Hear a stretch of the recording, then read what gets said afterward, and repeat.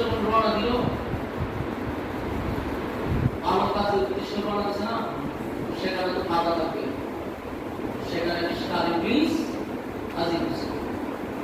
চিন্তা করলো আল্লাহ এত বড় কাজে ইব্রাহিম আলাইহিস সালাম যেমন প্রস্তুতি নিছে, তার সন্তানও প্রস্তুতি নিয়ে আনিছে, এই কাজে তো বাধা দেওয়া দরকার।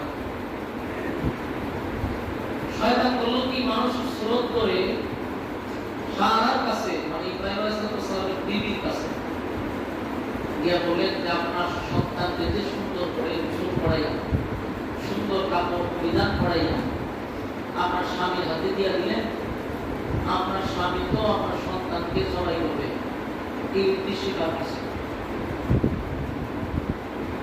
ইব্রাহিম আলাইহিস সালামের বিবি বলল যে এটা হতে পারে না,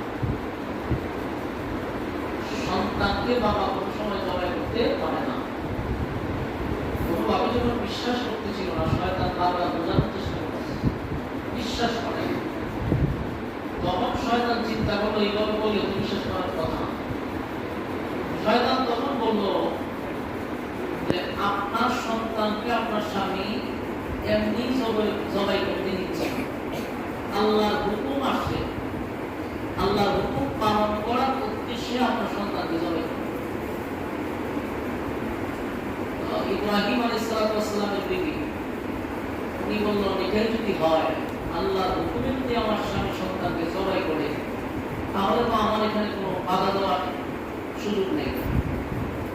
আর আল্লাহর কাজে বাধা দেওয়ার জন্য তুমি আমার কাছে যেহেতু আয়সা বারবার এই কথাগুলি তুলে ধরতেছো, আমার সন্দেহ লাগতেছে তুমি তাহলে মানুষ না শয়তান। হাতে হাতুড়ি লেগে আসছে, ঢিল মারা শুরু করলো, দূর হয়ে যাও শয়তান। আল্লাহ হুকুম পালন করতে গিয়ে যদি আমার স্বামী সন্তানকে জবাই করে, এতে আমার কোনো সুবিধা নেই।